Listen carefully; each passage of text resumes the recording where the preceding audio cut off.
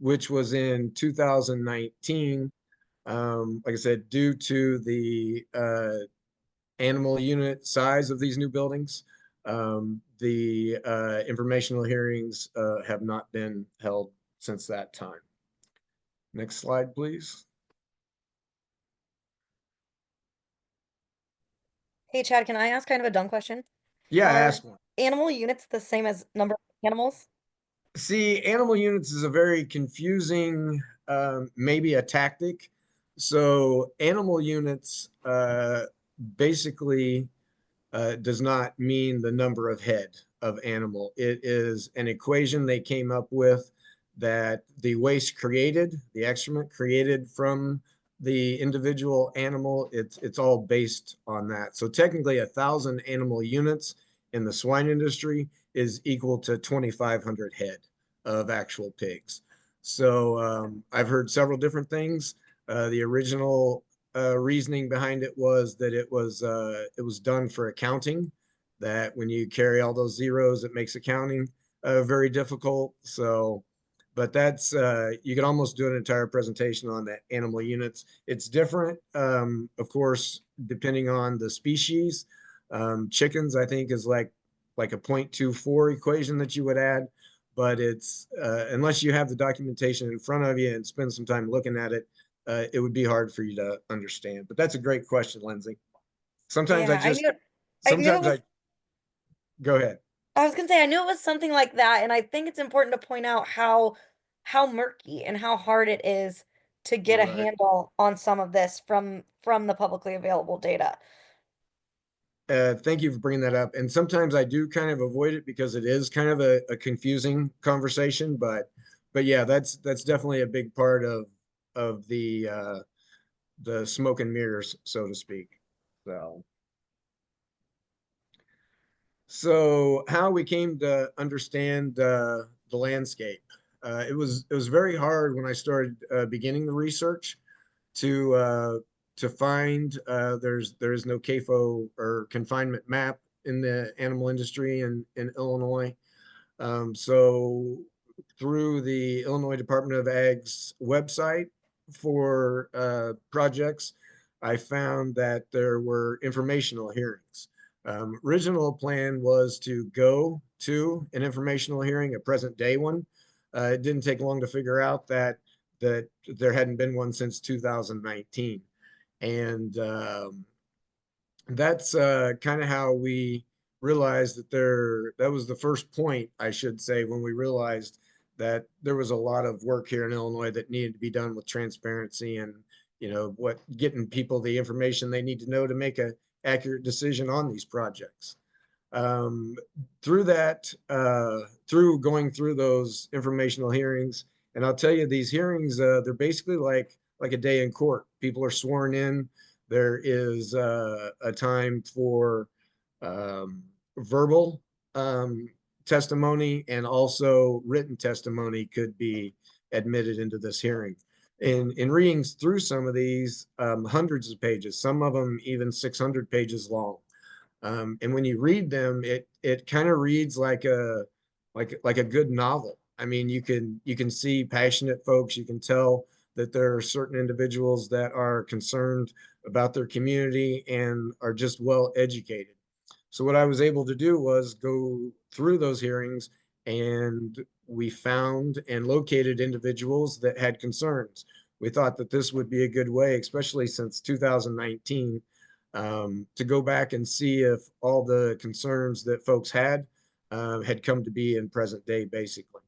And that led me to meet Sharon Deworth and her group in Marshall County. Sharon's an incredible leader, and I will go ahead and say that we were able to find groups like this all over the state of Illinois, and through talking with her and her group, um, we were kind of able to start identifying some of the problems that the industry has. Um, so lucky for us, Sharon and her friends were still quite passionate Actually, this group is still afraid that that 10-acre spot of land down the road from Sharon's farm, that it's still going to end up with a livestock operation on it. And if that happens, of course, she's very concerned without the availability of public hearings and that community input that she would not be able to be as successful as they were last time. And I would say that in 2019, it wasn't, they won, they were able to deter the project from being started, but it wasn't based on any policy changes or anything like that. It was just her local community's voice, basically just kind of scared off the project for that time. So, But Chad, like, Elliot is here, and Chad and I, Elliot will not brag on themselves, but I will. They have done work over the past year to put together this beautiful story map that tells some of the stories and shows off some of the scale of the issue of this livestock reform issue that they're working on. So I'm going to turn it over to Elliot really quick. I don't think he's going to play the whole video, and he'll share this link in the chat. But he is going to walk through that story map and show off some of the data that they've been able to sift through and uncover and put together this last year. Yeah, thank you, Lindsay, and apologies for being late, folks. Of course, even 4 years after COVID, I'm still dealing with Zoom issues after all this stuff. One of the things I was coming from, though, was a Sierra Club discussion on their tracking of water permits, and a huge section of that was about the lack of permitting requirements for CAFOs, which is very telling in and of itself. And we'll definitely want to do some more education on those things. With that, I'm going to share my screen quickly. I want to make sure that I'm able to share sound. Okay, cool. I got that. All right. Give me just 1 second. So we developed this story map based off of Sharon's story. It was a really compelling thing, as Chad laid out. I'm going to start over this audio really quick just so folks can hear. I'm a registered nurse, and the health problems that are generated, phenomenal. I mean, it's not only the drugs that they may be given, but I am told, don't know this is a fact, but I'm pretty sure it's right, if those exhaust fans shut off, within 10 minutes or so, those hogs can be dead. It's less than that, actually. All right, I'm thinking in the back of my mind, if that's the case, what are those exhaust fans putting out? That's right. Into the bodies of my community and my neighbors? Yeah. That frightens me. I'm a registered nurse. Yeah, and that's, a quick excerpt of Sharon talking with us, overlaid with the fans that you commonly see on the sides of these things. But we've developed this story map with our collaborator at Midstory to talk through not just Sharon's story, but give it a broader context. And you can see here, getting these quotes from her and zooming in on her county, the fact that Sharon's been there for a number of years, like a lot of other Illinois community members have been, in dealing with this issue. And we will definitely share this link so folks can examine more. There's some great story kind of quotes and ideas that came out of this whole thing, including, Chad's interactions with Sharon, a lot of interactive things about the status of CAFO applications in Illinois, which you can read through and see. And I mean, Sharon was a rock star for us in talking with this. And the cool thing we found is that Sharon's not alone. You can even see, like in these videos too, that there's a number of neighbors of hers that are very passionate about this. And digging into this a bit more, when you get past the personal side, you can see like that Sharon is a teeny tiny little part of a bigger story happening in Illinois. And we want to keep expanding on this, and we'll talk about this here in a bit. But would definitely love for people to look at this website and share it with friends and family and stuff to kind of see what's going on. Because there's a story there, and we're super excited to kind of share that with everybody. So I will stop sharing my screen quickly, and I'm gonna put the link for this into the chat. Just in a moment. Once I can get the chat function up, there we go. Cool. So Okay. yeah, I would definitely, encourage folks. Sorry, Lindsay, go ahead. Oh, I was just gonna check and see if you could see my screen again. I was pulling the slides back up. Yeah, I Yep, actually we're good. popped up, so we're good. Great. Well, Chad, do you want to talk to us then about the Livestock Reform Coalition and what sort of efforts are coming out of the stories that we're hearing? Yeah, sure. Like Elliot said, there are these stories we have found are all over the state. So um, our objective was to connect all these little groups, a lot of individual Facebook groups. We realized that prior to 2019 that there was a lot of effort. Just no one was able to join everybody together to create kind of one big loud voice. It was just a lot of little voices all over Illinois. So with deciding to do that, the Illinois Livestock Reform Coalition was created, just launched this fall. This is our second town hall. We have several others through the end of March that are also scheduled. So the work in reforming the regulations basically come down into two basic buckets: increase public participation and transparency, and strengthen the protections for the environment and the public health of folks here in Illinois. We go to the next slide here. Elliot's going to share some of the possibilities that we have been discussing with other folks here in Illinois. So, Yeah, thanks, Chad. And this has been cool because even since Chad's gone out and even hit a few different places, we've already gathered a lot of really interesting ideas about, how the act that governs all of this can, be expanded in ways to really be more responsive to public input and from local government input on these issues.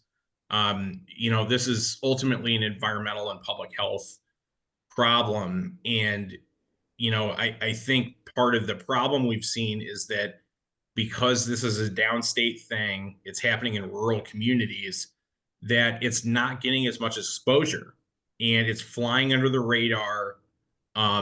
Even though a lot of the health and environmental impacts from this are similar to other industries that we see, including fossil fuel expansion and those kind of things. So we're really, looking forward to educating people about all these policy things that we found. And the first side of this, like Chad said, we've kind of divvied this up into two separate groups. The first is just increasing public participation and transparency. I think this may have been said earlier, but we have asked Department of Ag before, how many active CAFO permits are there in Illinois? They responded and said, we don't know. That's an issue in and of itself. That is the kind of info that you would think an agency that's regulating this should know. So we started thinking through that and what does it mean? And this is where we're at right now. The big things are like county board authority. Right now, if a county board sees that there's going to be a facility going in, they're only going to get notified about it if there are a certain amount of animal units, as Chad was and Lindsay brought up earlier.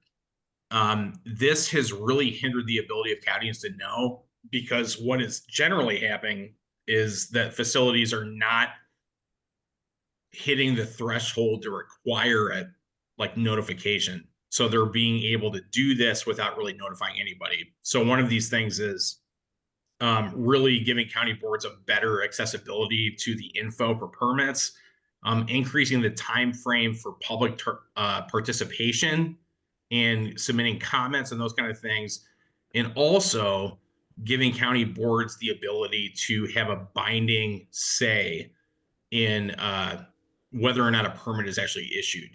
We've seen a bunch of instances that county boards have actually said to the Department of Ag, we think that this is going to be detrimental to a community or to a particular property, and we don't want it.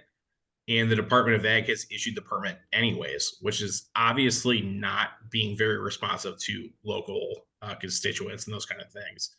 Another big thing is just like road repairs.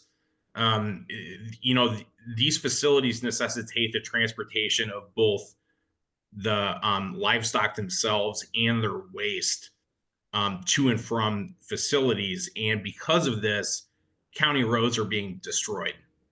There are sections in multiple different places where the county roads are being really messed up for local residents.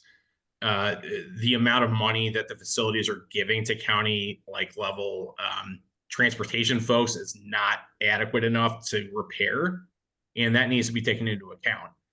And then lastly, as I kind of alluded to earlier, the transparency side of this, being able to get basic data from the Department of Ag and the EPA to know, you know, where these facilities are located, what kind of livestock management, like manure, like plans that they have.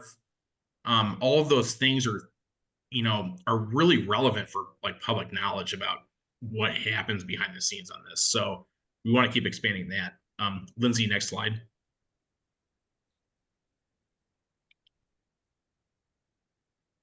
And then lastly, you know, strengthening protections for public health and the environment, which is, you know, our bread and butter on this. Right now, a facility can be set up a half mile from the corner of the nearest residence. That is far too close. If you happen to live in downstate Illinois and have been close to one of these facilities, you know why that is too close. A half mile is short compared to where the like emissions from these facilities can actually travel.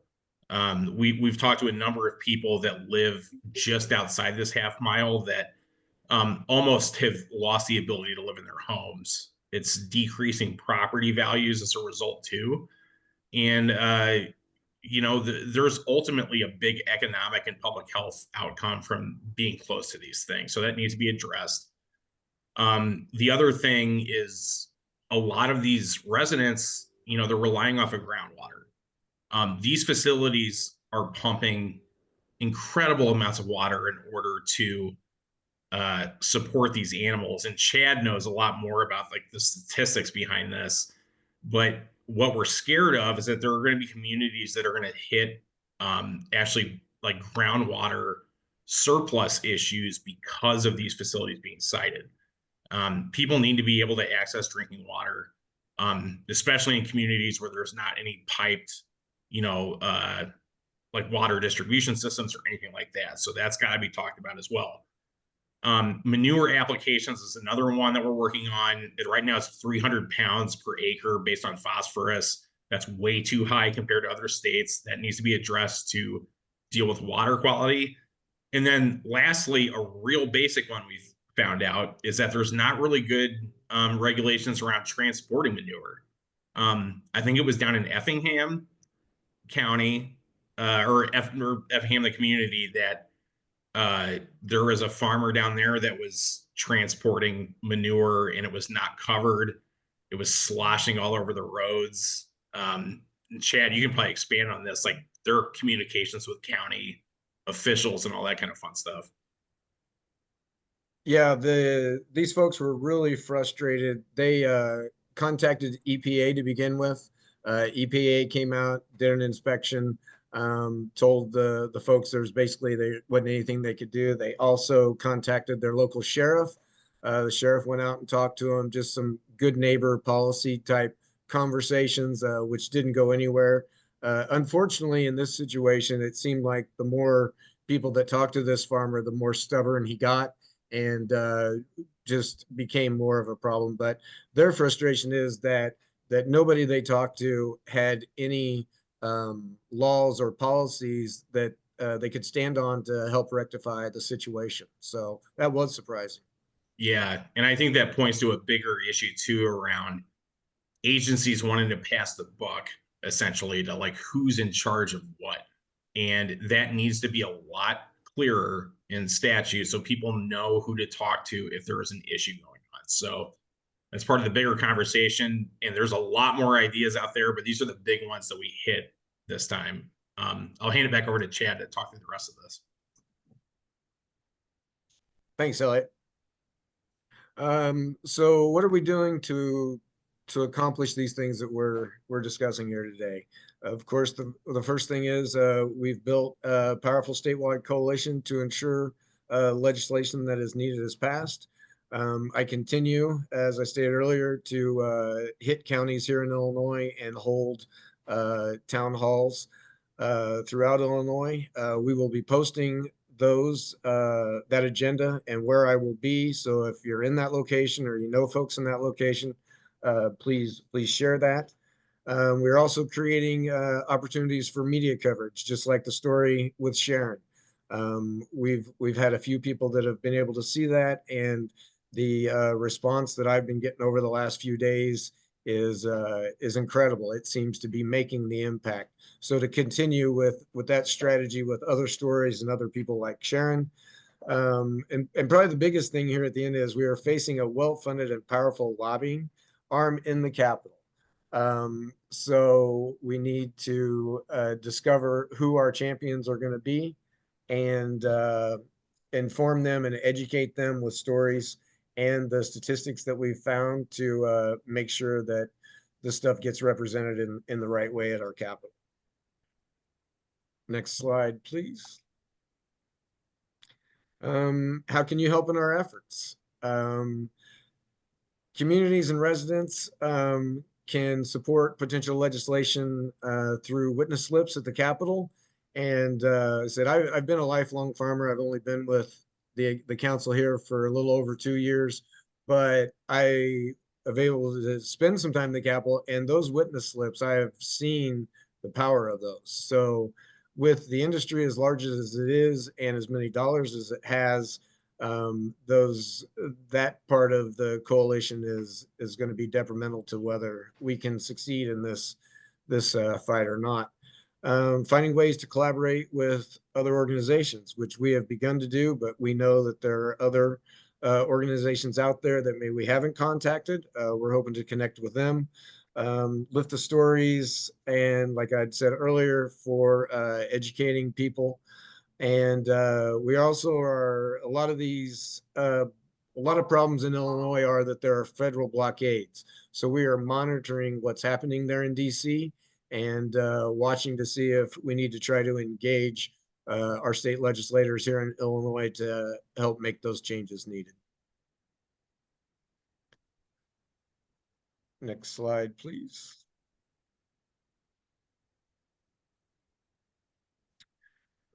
So that's pretty much the presentation we had for you today. Some of the questions that we've done some brainstorming prompts. One thing I would like to add before we get into our discussion actually is that myself being a farmer my entire life and growing up with all my neighbors being farmers, farmers these days don't have a lot of options. So I always feel like I need to defend them, that not everybody wants to be a pig farmer. So creating new avenues for farmers to stay on the land is definitely something that I think should be part of this conversation going forward. But what you guys can do is, if you have stories that will illuminate and bring people's ear to this story, we'd love to hear them. Are there additional issues that we're unaware of, or maybe we haven't acknowledged? And yeah, you have anything to add, Elliot, to that before we?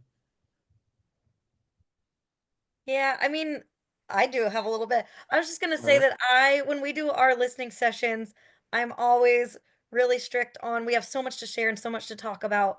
But the main reason we host these is that we want to hear from you folks about why this work piqued your interest, any stories that you have, why you wanted to get involved, and then any insight that you're bringing. This is our virtual town hall. So I know Chad talked through, he's going to be out all across the state in various counties that have different stories to tell. This is our kickoff, and it's our virtual town hall. So I know we're getting folks from across the state. So your insight is just super valuable to us. And I think Chad's going to kind of hand it over to you guys, and we're going to shut up a little bit, and you can tell us why you're interested. And what you're thinking. And I'm gonna just take some notes if that works for you, Chad and Elliot. Cool. And it looks like we've got about 18 people on. We've got a pretty decent turnout. So I think you are welcome to just come on off mute, or if you know how to work the Zoom hand raising, you're welcome to do that too.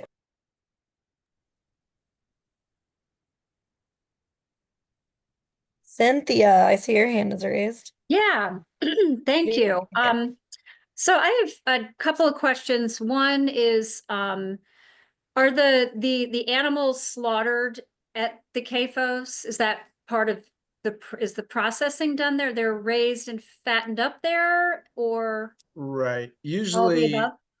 in the CAFO industry, there would be a breeding facility where pigs, once they're weaned, they would move to a growing facility. And then after they've reached about that 6 month period, then they would then be taken to a regular like JBS, XL, any of those type of things. Since you brought that up, Cynthia, I will add that we have that in tracking part the industry, we have found that a lot of times those baby pigs are raised in Indiana, then they're brought into Illinois and finished off, and then transported to another state for processing as well. So it's a pretty big scope of, but yeah, it's the facilities themselves just raise the pigs. Yeah. So as a vegetarian myself, I'm concerned about the animal welfare aspect of this too, and the way, if you've seen, which you probably all have, Forks Over Knives. I think that's what it's called. But so, that's part of it too. And then I think we had something in McHenry County out in Marengo. There was a possible CAFO some years ago. I don't really remember if that ever happened or not, but hearing about the county not, weighing against something, but then it being overrided, I think is really huge. So yeah, thank you. Thank you, Cynthia. And I have no problem with meat. If I ate meat, I would want to get it from a hunter. When I do get meat, I go to All Grass Farms across the river here in the Fox River Valley. So. Yeah, and I think that's a really important point, Cynthia, that I think we want to emphasize with this too. And I see we've got like Ed Dubrick from Illinois Stewardship Alliance on here.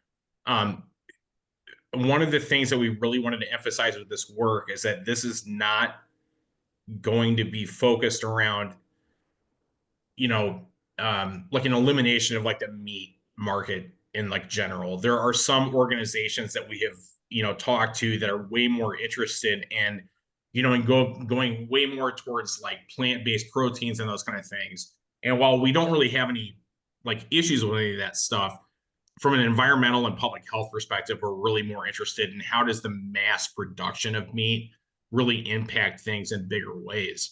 Because one of the things we've seen is there are a lot of farmers, including people like Chad, who have been able to raise livestock in ways that are not only like environmentally impact neutral, but they're actually beneficial in a lot of ways. Pasture raised livestock, is a thing that can really help soil health. It can, increase the value of the meat you're getting and just how well it's being grown and the nutritional value and all these kind of things. So we want to do the balancing act. Right now, things like the Livestock Management Facilities Act allow for the proliferation of really huge facilities without giving a very good pathway for small producers either. So there's kind of a dual kind of side to this. Ed, I would invite you to say anything if you wanted to about this, considering your involvement with Stewardship Alliance, but that's kind of the other side of this equation, I think, in a lot of ways. So, Ed, sorry to put you on the spot, but if you want to say something for a second, I'd welcome it. Yeah, no, thank you. No, I think that's great context, and especially, talking about like pasture-based livestock. This is off topic, but I just had soil tests done at our farm where I tested my pasture as well as a new farm that we inherited that was traditionally row crop ground, as well as some other pieces of our farm. And the last test was 4 years ago. I have increased the amount of stored soil carbon by rotationally grazing hens. And I have the data to prove it. It was all done by Cornell University in New York. So people way smarter than I did it. But no, and I think too, like a lot of the story today has focused on swine or pork production, and as it should, because Illinois is the fourth largest pork producing state in the nation. The top 5 states produce 70% of the pork, so that tells you it's a very concentrated industry. But also these animal units, like Chad described earlier, it basically what they're trying to do is make every animal unit equivalent to a 1,000-pound cow. So this would also impact dairy operations, beef operations, large poultry operations, etc. So it's not just want to make clear that it's not just one industry. This would solve a lot of issues. So yeah.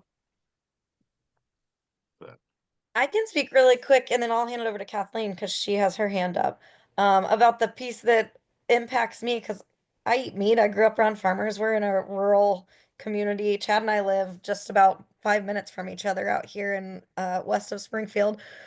But the piece that impacts me is that our county and local communities just do not have any control of the siting and the construction of these pieces. So I know that the roads that I drive on that I pay taxes on aren't equipped to hold semis carrying 500 hogs. They're just not, and they get torn up, and we don't have the sort of taxing structure or like wealth in our communities to provide the roads and the infrastructure and the things that are necessary for those big projects. And without any county board or like local control to even have a say in the siting decisions, it's just it's taxing a lot of rural communities and putting a strain on rural communities that are already so strained. So that's just one of the pieces that I'm concerned about and interested in how we get more public process involved here. Kathleen, I see your hands up. You're more than welcome to go. Yeah, hi, I'm Katie Garvey. I am an attorney at Environmental Law and Policy Center, ELPC. We're longtime members of IEC. And my job specifically at ELPC is most of my work is related to animal agriculture and pollution related to animal agriculture. Most of our work historically has been in Wisconsin, Ohio, Michigan, a little bit in Iowa. We have not done a ton of this work in Illinois, and we're so thrilled that IEC is doing this and really moving this forward. And that report that just came out earlier this week is really, really, really excellent, and it sounds like it's already doing what it's meant to do in terms of raising interest and getting the press interested. And I just wanted to respond to the piece about promoting, meat and but a sustainable type of meat. I think that's so important and so savvy, because I think a lot of times organizations that are trying to do something about agricultural related pollution get accused of being, environmental, activists, right? I mean, we'll get called that no matter what we do. It's ironic because, most of my clients are farmers, but that's still just the talking point. And part of the reason that talking point is salient is because the large corporate agricultural interests understand that most members of the public and most legislators kind of think farmers are farmers and farmers are monolithic. And if I've got the Pork Producers Council coming in and telling me this, and I have Illinois Farm Bureau coming in and telling me this, well, that's what farmers must think. So it's so important that you're bringing in, individuals and, telling the witness, doing the witness slip thing. I don't know, I don't go to Springfield, I'm saying the wrong things, but doing that and bringing to the table those like bread and butter constituency concerns that Lindsay was just talking about, and just taking this out of, I mean, obviously I've got my, my views on the agricultural industry and CAFOs and how they run, but like the people who actually live in these communities have their thoughts and feelings too, and it directly impacts them. And so sort of taking that piece and really making this about the individuals and the communities, I think is just so savvy. And I think, I'm really, I think one thing that anybody who's working on this across the country struggles is educating legislators that not all farmers, that Farm Bureau doesn't speak for all farmers, and that the pork producer and the soy council doesn't speak for all farmers and all rural humans. So, I think that's really important, and I'm really hopeful it works. And I hope that as you guys move forward with this, you can share, what's working and what's not too, with your other Midwest counterparts who are trying to do a lot of the same stuff. So thank you guys. Thank you, Kathleen. Yeah, that was that's awesome. We definitely work with your colleagues, but super cool to hear you guys are engaged in other states.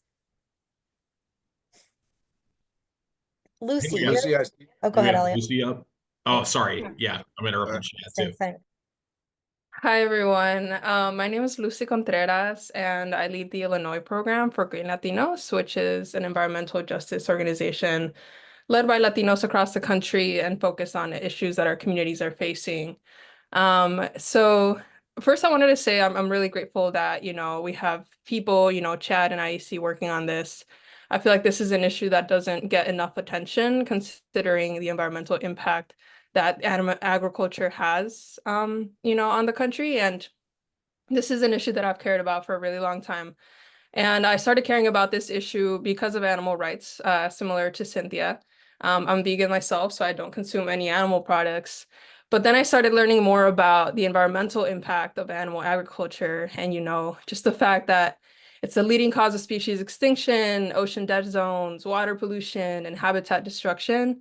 And, multiple UN studies recently have said that, we need to eat less meat in the United States in order to have, sustainable agriculture and to fight climate change. So I guess I'm just a little concerned hearing pasture-fed beef as a solution to this issue, because pasture-fed beef just takes considerably more land, right? And we already have a third of the country that is dedicated to animal agriculture. So I guess I'm just wondering what policies are you all advocating for, right? Because this call is called livestock reform. So what are the specific changes that you guys want to see, in legislation? Yeah, I can expand on this a bit. So, I'll back up for a second. I totally acknowledge the fact that pasture raising livestock is not going to be the end all be all thing that's going to solve a lot of the nutrient and pollution issues that we deal with in ag. I'll say this though. I think the majority of nutrient pollution that we see, at least in Illinois, is through row crop ag. I mean, it's the way that corn and soybean is being produced. And I do think that there is a benefit in transitioning at least some of that towards more pasture, raised livestock and these kind of things, in the sense that it can't just be pasture raised in the strictest sense of the word. People like Ed and Chad have learned that there are systems in place that allow for more rotational or that rotational grazing, to not just have livestock sit on one spot and have that be it. Because that's not a solution. That actually will contribute to problems too. It's about moving animals around. It's about integrating other crops into the landscape. And generally too, outside of the whole CAFO discussion, how do we diversify what is being grown in Illinois? How do we decrease the distance between what is being grown and what is being consumed? And I think practically, you talked about, what are we proposing that can help advance those kind of things? And, one of those is increasing the ability for small processors like Ed and Chad to actually get to a processor that will accept them. A lot of the stuff that folks are making in Illinois can only be processed out of state, because that's where there's capacity for it. And that's an issue. I mean, the amount of the carbon footprint from moving animals, from Illinois to Indiana or Iowa or Missouri or what have you, has a huge impact in and of itself. But I think getting back to the bigger question that you asked, like, livestock has obviously had a very big impact on climate goals and a lot of those different things. There are, I think that there are movements within the bigger livestock industry to move on things like, I don't know, like biodigesters and things that they will tout as like carbon benefits, but ultimately are letting a system proliferate that's not very friendly for the environment. It's kind of like an out for them in some ways. What we want to see is an increased adoption of rules and regs that allow small scale farmers to be able to actually get a foothold in Illinois, so they can providing food for their communities and stuff. And I'm sorry, I feel like maybe I'm ranting a little bit or like getting off topic, but Lucy, like you said, this is not going to be like a ban. This is not going to be like the one fixed thing, right? Like this is part of a bigger problem with industrialized agriculture as a whole. And IEC is definitely looking at things like nutrient loss reduction and how do we adopt more conservation practices on working lands. Like all those things are going to contribute to this. But again, Lucy, if you've got ideas or want to pick our brain about stuff, we would love to be able to talk more about this because we're learning too, right? I mean, we're coming out of a system that's been built over years and years, and this is not going to be just flipping a light switch. So definitely, appreciate more thoughts on that too. That's great. And Chad, sorry, I saw you came off mute. I want to make sure I'm not cutting you off or anything. That's all right. I was just going to comment. Just had a comment for Lucy before we move to Tom's question. And there's, like I said earlier in the presentation, not everybody wanted to be a hog farmer. It was just one of the options. So I think creating those new markets within Illinois, I mean, you can see various numbers, but I mean, we're definitely importing at least 75%, if not more, of the food that we consume. Unfortunately, in this day and age, if in fact this happened to me when some of the things changed on our farm, I went to Production Credit Association where I got all my money before, and I wanted to start this specialty crop organic type of operation. And they understood. They thought that was a great idea, but what they wanted to do was they said that I needed to follow a path that had the securities for my success. And so there was my project I was wanting to do organically, they would not fund because those built-in protections with the insurance and the subsidies and all that stuff weren't there. So I think that if we can change those things as well and give those farmers options to grow things that a school system or a food bank or any of those neighbors, grow the food closer to the table, I think farmers would take an option, a different option other than the confinement issues. So I just wanted to add that. Thank you, Lucy. Tom, go ahead. Yes. I think we should keep in mind that we should try to talk to those who we generally don't talk to. And I'm thinking of farmers I personally know. I live in Des Plaines, Illinois, but I've had a rural place in Northeast Iowa for 45 years and know many of the neighbors. The CAFO owner who I personally know got into it because in the 1980s and 90s, he was a custom combiner. And CRP came along, and suddenly thousands of acres in the township were not available for him to custom combine. He had the huge bills. The bank came to him and said, "Hey, I've got an out for you. If you agree to become this type of new farmer that's coming into the thing, build a big business, we'll re-sign these loans." And that's how he became a CAFO operator. It was a societal change with I think it was kind of unforeseen effect of a conservation reserve program. And in this particular issue, I used it. I put 90 acres of my property on it. He used to custom combine my place.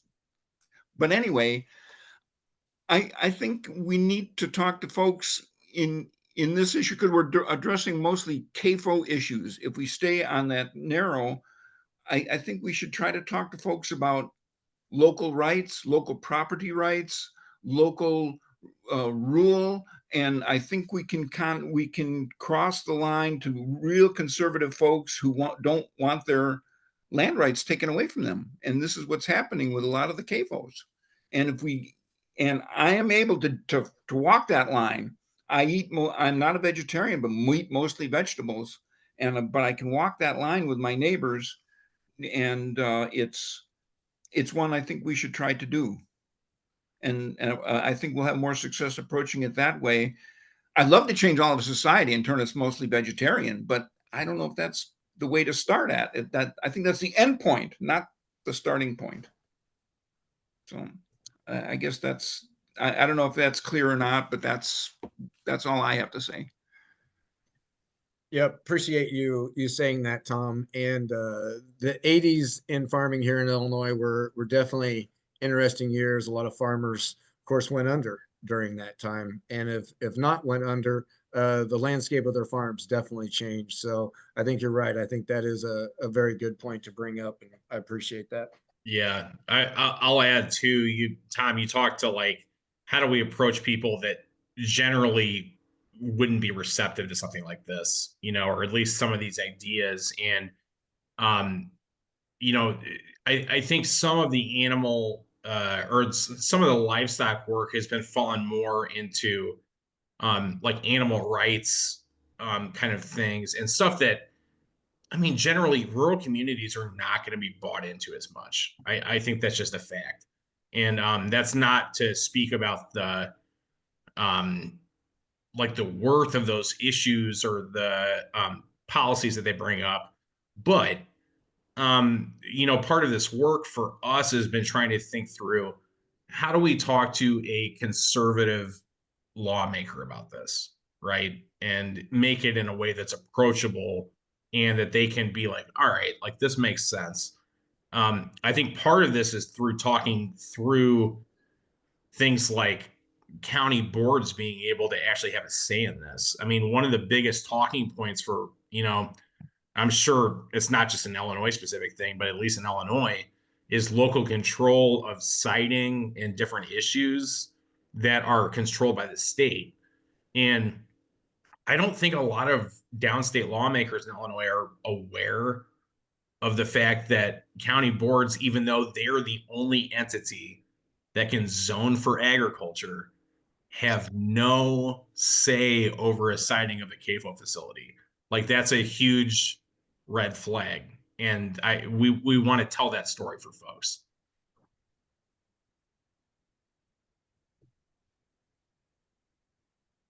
But yeah, appreciate that context, Tom. Like, that's definitely, that's something we got to tackle with this. This is a very rural issue, and we got to be able to have that conversation. I think another thing that really hits home too, when you're not seeing it so much here in Illinois, but a little bit, but more so in other states, aquifers drying up. And we talked about the groundwater, a finisher hog, 250-pound size, going to drink roughly 4 to 5 gallons a day. That 1,000-pound cow, if she's not lactating, probably going to drink 30. If she's lactating, probably 70. So you're talking a lot of gallons of water leaving.